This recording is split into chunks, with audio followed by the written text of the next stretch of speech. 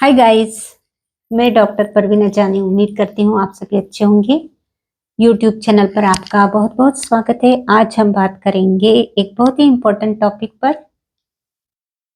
ये होम्योपैथी जो होती है बहुत ही इंटरेस्टिंग पैथी है। इसमें जब मेडिसिन का सिलेक्शन करते हैं तो उसमें उस मेडिसिन की कॉम्प्लीमेंट्री मेडिसिन भी होती है, उस मेडिसिन का एंटीडोट हो सके ऐसी भी मेडिसिन होती है, और उस मेडिसिन की इनिमिकल मेडिसिन भी होती है। तो जब मेडिसिन दी जाती है तो ये जानकारी बहुत ज़रूरी होती है कि हम कौन सी मेडिसिन दे रहे हैं और इसके साथ में कौन सी मेडिसिन हेल्प कर सकती है, कौन सी मेडिसिन से एंटीडोट हो सकता है और कौन सी मेडिसिन इसके आगे पीछे या इसके साथ में नहीं देना है। तो आज हम इसी पर बात करेंगे कि मेडिसिन जब हम लेते हैं तो हमको पता रहना चाहिए कि इस मेडिसिन के आगे पीछे या फिर इसके साथ में कौन सी मेडिसिन हमको बिल्कुल भी नहीं लेना है।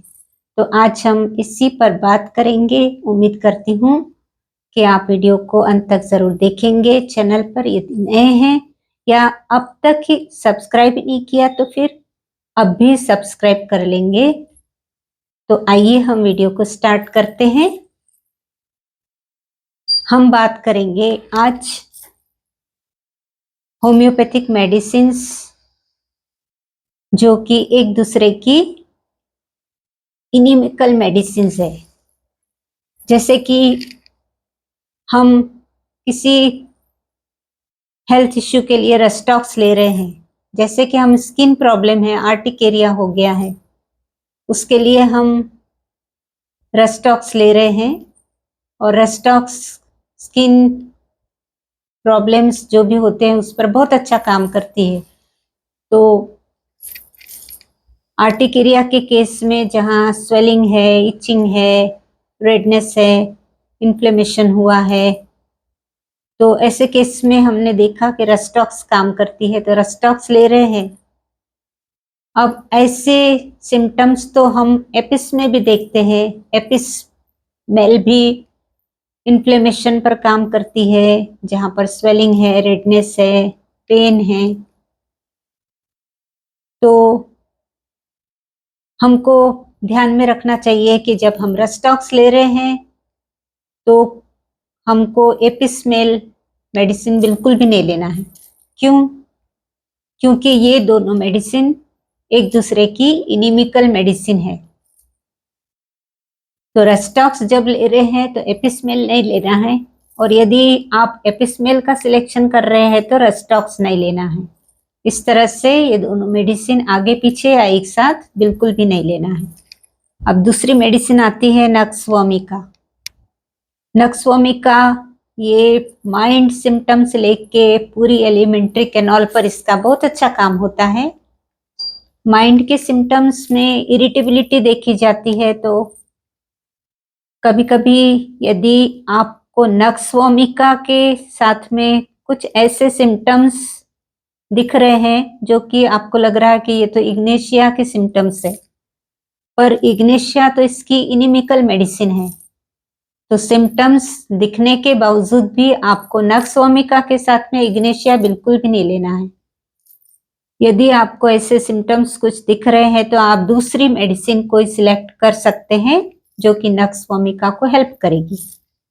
तो नक्सवामिका यदि लेते हैं तो इग्नेशिया नहीं लेना है, और यदि आप इग्नेशिया ले रहे हैं किसी कारण से तो आपको नक्सवामिका को यूज नहीं करना है, नहीं लेना है। ठीक है। अब उसके बाद में तीसरी मेडिसिन आती है कॉस्टिकम।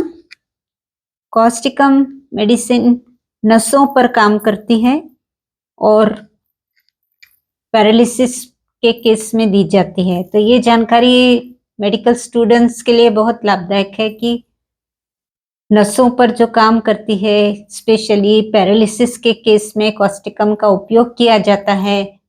तो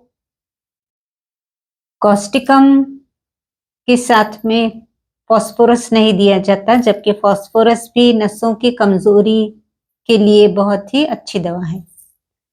पर जब कॉस्टिकम दे रहे हैं तो फास्फोरस नहीं देना है। यदि फास्फोरस दे रहे हैं आप तो कॉस्टिकम को बिल्कुल भी नहीं देना है। चौथी मेडिसिन हम बात करेंगे जो कि फीमेल्स के लिए बहुत ही मशहूर दवाएं हैं। एक है पल्साटिला और दूसरी है सेपिया। तो ये दोनों मेडिसिन भी आप एक साथ नहीं देंगे। वैसे भी पल्साटिला जो मेडिसिन होती है मेंसेस में काम आती है, सेपिया भी मेंसेस में काम आती है, लेकिन पल्साटिला प्यूबर्टी के केस में मीन्स जैसे लड़की का मेंसेस शुरू होता है तो उस वक्त में जब उसके मेंसेस के प्रॉब्लम रहते हैं उस पर पल्साटिला काम करती, मीन्स प्यूबर्टी में at the age of 15-16 year. और सेपिया काम करती है आफ्टर 40, आफ्टर 50, मेनोपॉज के केस में जब मेंसेस बंद होने का समय रहता है, मेनोपॉज रहता है, तो उस वक्त सेपिया काम आती है।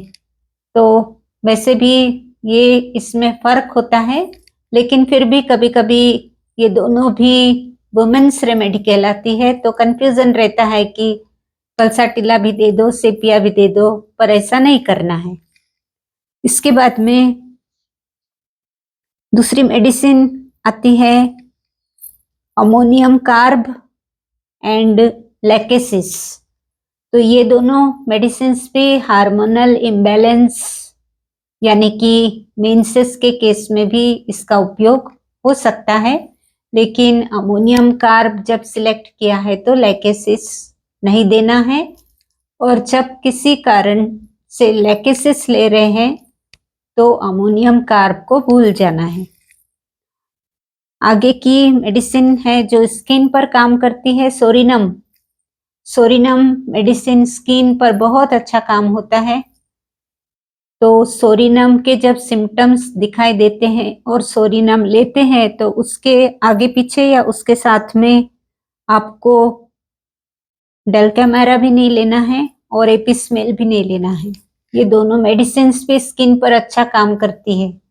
डेल्टामेरा का भी काम स्किन पर बहुत अच्छा होता है, जैसे भी रैशेस है, इचिंग है, और एपिस्मेल भी आर्टिकेरिया के केस में या फिर कोई भी स्किन की जो इचिंग प्रॉब्लम है, स्टिंगिंग पेन है, तो स्किन पर दोनों काम करती है। लेकिन जब आप सोरिनम सिलेक्ट कर चुके हैं तो आपको डेल्टामेरा और एपिस्मेल से दूर रहना है। इसके बाद में आती है मेडिसिन लेडमपाल एंड चाइना। ये दोनों medicine loss of fluids, loss of vital fluids means शरीर में जब वाइटल फ्लूइड्स की हानि हो जाती है तो उस वक्त चाइना बहुत अच्छा काम करती है। तो चाइना यदि सिलेक्ट करते हैं तो चाइना के साथ में और कोई दूसरी मेडिसिन्स आप ले सकते हैं, लेकिन लेडमपाल को नहीं लेना है, या फिर लेडमपाल ले रहे हैं तो चाइना को नहीं लेना है, क्योंकि ये दोनों एक दूसरे की इनिमिकल मेडिसिन है। और यदि एक साथ लेते हैं तो फिर पेशेंट को एग्रीवेशन भी हो सकता है, पेशेंट को तकलीफ भी हो सकती है। इसीलिए ये बातें ध्यान में रखना बहुत ज़रूरी है। इसके बाद में आती है एकोनाइट एंड एसिटिक एसिड। एकोनाइट और एसिटिक एसिड भी कुछ सिम्टम्स इनके मैच होते हैं, ऐसा लगता है कि ये भी दो वो भी दो, पर ऐसा नहीं करना है। एकोनाइट दे रहे हैं तो आप दूसरी कोई मेडिसिन उसके साथ सिलेक्ट कर सकते हैं, लेकिन एसिटिक एसिड को छोड़ देना है, भूल जाना है। तो इस तरह से ये जानकारी थी कुछ होम्योपैथिक मेडिसिन्स की, जो कि एक दूसरे की इनिमिकल मेडिसिन्स है और एक साथ नहीं दी जाती। तो उम्मीद करती हूँ ये वीडियो आपके लिए लाभप्रद रहेगा, कुछ जानकारी मिलेगी। तो वीडियो को शेयर कीजिए, लाइक कीजिए, कमेंट कीजिए। चैनल पर यदि नए हैं या अब तक सब्सक्राइब नहीं किया है तो चैनल को भी सब्सक्राइब कर लीजिए। आपके सहयोग से मैं बहुत आगे काम कर सकती हूँ।